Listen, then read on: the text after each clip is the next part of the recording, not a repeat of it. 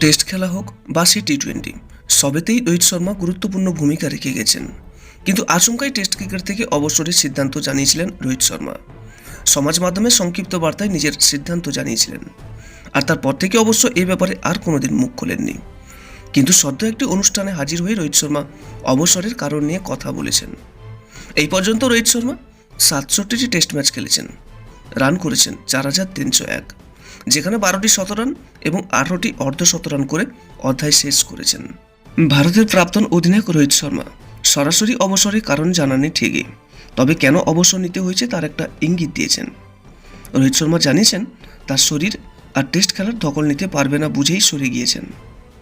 রোহিতের কথায়, টেস্টের জন্য আলাদা করে প্রস্তুতি নিতে হয়, কারণ খেলাটা দীর্ঘমেয়াদী। টেস্টে আপনাকে 5 দিন টিকে থাকতেই হবে। মানসিকভাবে সেটা খুব চাপের, শরীরও বিধ্বস্ত হয়ে পড়ে।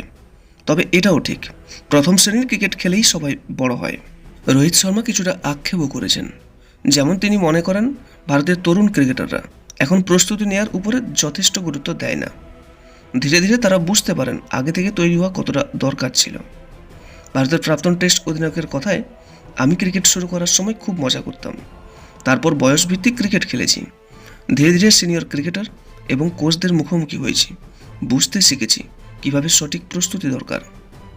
তার কথায়, আসলে ছোটবেলায় কেউই প্রস্তুতির গুরুত্ব বোঝে না, এগিয়ে যেতে যেতে বোঝা যায়। ক্রিকেট খেলতে গেলে শৃঙ্খলা দরকার, আপনাকে ঠিক কী করতে হবে সেটা বোঝা দরকার। তিনি নিজে যে বরাবর প্রস্তুতিকে গুরুত্ব দিয়ে দেখেছেন সেটাও স্পষ্ট করেছেন রোহিত শর্মা। তার কথায়, এমন অনেক কাজ করতে হয় যা চোখের সামনে দেখা যায় না। প্রস্তুতি সেরকমই একটা জিনিস, বারবার একই কাজ করতে হয়। মাঠে লম্বা সময় ধরে টিকে থাকার জন্য নিজেকে তৈরি করতে হয়। আমি মুম্বাই এবং পরে ভারতের হয়ে ক্রিকেট খেলার সময় অনেকটা সময় দিয়েছি নিজেকে তৈরি করার জন্য। এবার হয়তো অনেকটাই স্পষ্ট যে রোহিত শর্মা বয়সের কারণেই এবং দখল সামলাতে না পারায় টেস্ট ক্রিকেট থেকে অবসর নিয়েছেন। অবশ্যই আপনার একটা মন্তব্য কমেন্ট করবেন। ভিডিওটি ভালো লাগলে একটা লাইক করবেন এবং আপনার কাছের মানুষদের কাছেও শেয়ার করবেন। এবং নিয়মিত এরকম আপডেট পেতে আমাদের এই চ্যানেলটিকে অবশ্যই সাবস্ক্রাইব করে রাখুন। সর্বদা সুস্থ থাকবেন এবং ভালো থাকবেন। নমস্কার।